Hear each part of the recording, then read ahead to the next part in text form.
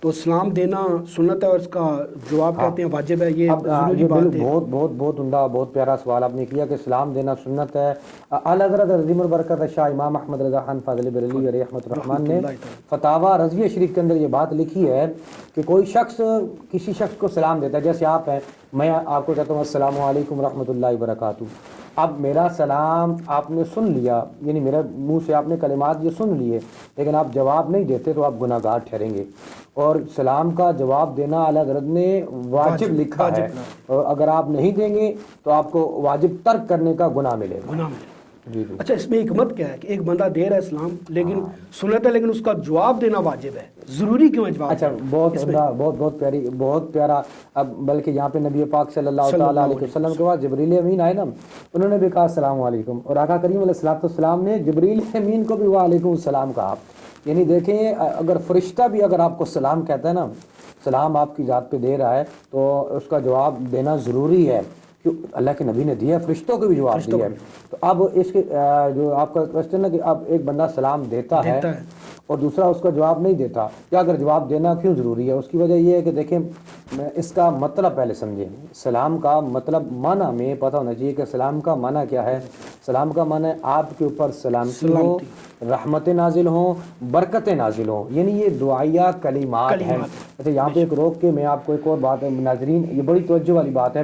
آپ نے دیکھا ہوگا غیر مسلم جو احباب ہیں، کوئی نمستے کہتا ہے، کوئی رام رام، یعنی مختلف ان کے ہر بندے کے اپنے اپنے سلام کا طریقہ ہوتا ہے۔ اور یہودی جو ہیں، قرآن مجید فرقان حمید کی اگر مطالعہ کیا جائے تو پہلے اس بارے کے اندر اللہ تبارک و تعالیٰ فرماتا ہے جب بھی یہودی آپس میں ملاقات کرتے ہیں، ان کا طریقہ کار یہ ہے کہ وہ کہتے ہیں تم 1000 سال جیو، تم 1000 سال جیو۔ قرآن یہ پہلے اس بارے کی آیت ہے، اس کا ترجمہ بتا رہا ہوں، سورہ بقرہ۔ ہاں، سورہ بقرہ میں 11 رکوع کے اندر یہ آیت ہے، اور اس کا یہ ترجمہ ہے کہ تم 1000 سال جیو۔ وہ زندگی کی تمنا کرتے ہیں، یعنی یہودی جب بھی ملیں گے وہ کہیں گے تم زندہ رہو، تم جیو، ملاقات۔ یعنی تو ہمارے نبی پاک صلی اللہ تعالیٰ علیہ وسلم نے اس حدیث یعنی اس آیت کے تحت فرمایا کہ مسلمان کبھی بھی یہ نہیں کہے گا تم زندہ رہو، یعنی ملاقات کرتے ہوئے کبھی بھی یہ نہیں کہے گا کہ تم زندہ رہو۔ مسلمان جب بھی کہے گا تمہارے اوپر اللہ کی رحمت ہو، تمہارے اوپر اللہ کی برکت ہو۔ اچھا، یہ کیوں؟ اب میں پوری بات کر دیتا ہوں اپنی۔ اس کی وجہ یہ ہے کہ مسلمان اس لیے اپنے دوسرے مسلمان کو اس لیے کہتا ہے کہ تیرے اوپر رحمت ہو، برکت، اس لیے کہتا ہے کیونکہ اللہ تبارک و تعالیٰ، نبی پاک صلی اللہ تعالیٰ علیہ وسلم نے فرمایا اللہ کی جس بندے کے اوپر رحمت نازل ہو، جس بندے کے اوپر بھی، وہ بندہ کبھی جہنم میں نہیں جاتا۔ سبحان اللہ۔ اس لیے مسلمان اپنے مسلمان کو کہتے ہیں تیرے اوپر رحمت نازل ہو تاکہ تو جہنمی نہ ہو، تو جنتی ہو جائے۔